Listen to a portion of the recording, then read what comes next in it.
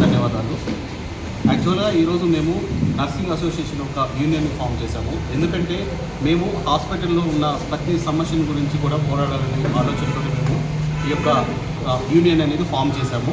But ఇందులో ఒక 1500 members almost మాకు గ్రూప్ ఉంది. ఇంకా కూడా క్రియేట్ చేసేసి ఇంకా కూడా మేము వాటన్నిటిని తీసుకురావాలనే ఆలోచనతో ఫస్ట్ స్టేట్ కమిటీ అంటే తెలంగాణ స్టేట్ నర్సింగ్ యూనియన్ అనే ఒక యూనియన్ని తయారు చేసుకొని ఒక రిజిస్ట్రేషన్ చేసి రిజిస్ట్రేషన్ ఆఫీస్లో నెంబర్ కూడా స్టార్ట్ చేశాము. బట్ అందరికీ యూనియన్ ఉన్నట్టే మాకు కూడా యూనియన్ ఉండాలనే ఉద్దేశంతో మా హక్కు కోసం పోరాడుతూ ఈ యొక్క సమావేశాన్ని జరపడం జరిగింది. మీ ప్రధానమైన డిమాండ్ ఏంటి? మా ప్రధాన డిమాండ్ ఏంటంటే అందరికీ అంటే హాస్పిటల్లో ముఖ్యంగా ఒక నర్సు పనిచేస్తుందంటే కేవలము 6,000 రూపాయల జీతంతో స్టార్ట్ చేపిస్తున్నారు. కానీ ఇప్పుడు ఉన్న ఈ యొక్క ఏవైతే పెట్రోల్ ధరలు కానీ తర్వాత రూమ్ రెంట్లు కానీ పెరుగుతున్నాయో కానీ మా జీతాలు మాత్రం పెరగడం లేదు. మా డిమాండ్ ఏంటంటే మనిషికి కనీసం 20,000 నుంచి 40,000 వరకు అంటే ఎక్స్పీరియన్స్ నుంచి చేద్దామన్న ఆలోచనతో మేము ముందుకు సాగుతున్నాం. అది మెయిన్ మా డిమాండ్. అవుట్సోర్సింగ్ అంటే ప్రైవేట్ సెక్టర్స్ ప్రజెంట్ అంటే గవర్నమెంట్ సెక్టర్స్ అంటే ఆల్రెడీ వాళ్ళు ఫిక్స్ చేసి ఉంటారు కాబట్టి దాని గురించి మేము మాట్లాడలేదు. ప్రైవేట్ సెక్టర్స్లో మెయిన్ మా డిమాండ్ వచ్చేసి 20,000 నుంచి 40,000 ఒక శాలరీ అనేది ఫిక్స్ చేసేసి ఇంకోటి మాకు టైంకి జీతాలు కూడా సమయానికి అందట్లేవు. దానివల్ల మేము దాని గురించి కూడా పోరాడుతున్నాం. మా శ్రమనంతా మేము దారపోసి చేస్తున్నాము. అయినా హాస్పిటల్ యాజమాన్యాలు అనేవి కొంతమంది అన్నింటిని మేము చెప్పట్లేదు, కొంతమంది వరకు మేము పోరాడాలనే ఆలోచనతో ముందుకు సాగుతున్నాం. Telangana nursing officers welfare association రాష్ట్ర అధ్యక్షులు మాట్లాడుతున్నాం. మా ప్రధాన డిమాండ్ ఏంటంటే ప్రైవేట్ సెక్టర్లో ఉన్నటువంటి నర్సింగ్ ఆఫీసర్లందరికీ కనీసం జీతం 40,000 రావాల్సిందిగా కోరుకుంటున్నాము. అదేవిధంగా ప్రైవేట్ హాస్పిటల్లో చేస్తున్నటువంటి నర్సింగ్ ఆఫీసర్లందరికీ హెల్త్ ఇన్సూరెన్స్ ప్రొవైడ్ చేయాలి. అదేవిధంగా ప్రతి హాస్పిటల్లో ఇంటర్ చేసిన వాళ్ళని హాస్పిటల్ యాజమాన్యం తీసుకోవడం జరుగుతుంది. సర్టిఫికేట్ రిజిస్టర్ నర్స్ లేని వాళ్ళని తీసుకొని హాస్పిటల్ యాజమాన్యం నడుస్తుంది.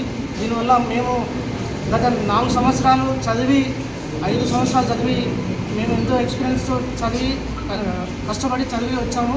మాకంతా శాలరీస్ లేవు, మాకు అంతా ఇవ్వట్లేదు.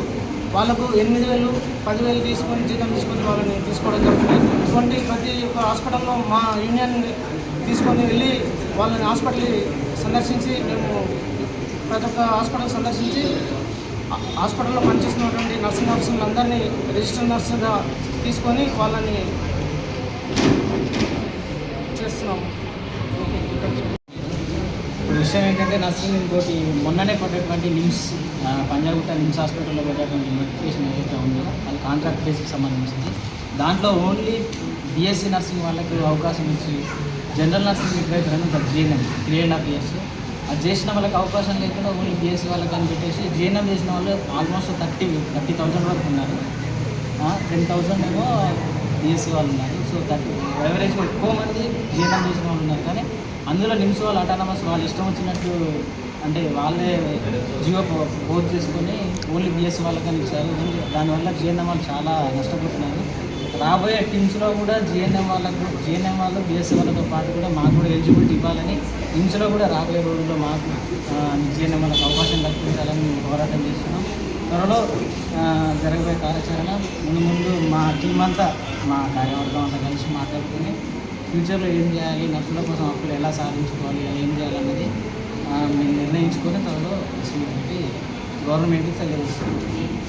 My name is Sri Ramya. My name is Bindu. So other than the degrees, every outside of the degree అంటే మేము జిఎన్ఎం చేసా, బిఎస్సీ చేసినా, ఎంఎస్సీ చేసినా వేరే డిగ్రీస్తో కంపేర్ చేసుకుంటే చాలా లో కంపారిటిబిలిటీ ఆఫ్ శాలరీస్ ఉన్నాయి. లో కంపారిటివ్ శాలరీస్ ఉన్నాయి. మాకు శాలరీ ఇంక్రిమెంట్ సరిగ్గా లేవు. అప్పటికప్పుడు ప్రైవేట్ హాస్పిటల్స్ అయితే అప్పటికప్పుడు కాల్ చేసేసి ఎంత ఎక్స్పీరియన్స్ ఉన్న పీపుల్ అయినా ఎక్కువగా శాలరీస్ ఉంటాయి అప్పటికప్పుడు ఫోన్ చేసేసి రిమూవ్ చేయడం జరుగుతుంది. It's not the way. అసలు కరెక్ట్ పాయింటే లేదు. మేము ఒక 10 years of experience 5 years of experience with BSc GNM చేసిన తర్వాత మాకు వచ్చే శాలరీస్తో అదర్ డిగ్రీస్కి వాళ్ళకు వచ్చే శాలరీస్కి మీరే కంపేర్ చేసి చూడండి. అస్సలు దీంట్లో మాకు ఎక్కడ గ్రోత్ కనిపించట్లేదు. యాజ్ ఏ నర్సింగ్ సూపరింటెండెంట్ ఇంకెంత 10 to 15 years ఆఫ్ ఎక్స్పీరియన్స్ ఉన్న వాళ్ళకు కూడా ఓన్లీ 30 to 40, 50 శాలరీస్ 50 అదర్ పైకి ఉంటే వాళ్ళని తీసేయడం జరుగుతుంది. ప్రైవేట్ సెక్టార్స్లో మినిమల్ మాకు శాలరీస్ ఇంత పే చేయాలి యాజ్ ఎ ఫ్రెషర్స్కి అయినా అనేసి మేము కోరుకుంటున్నాం గట్టి.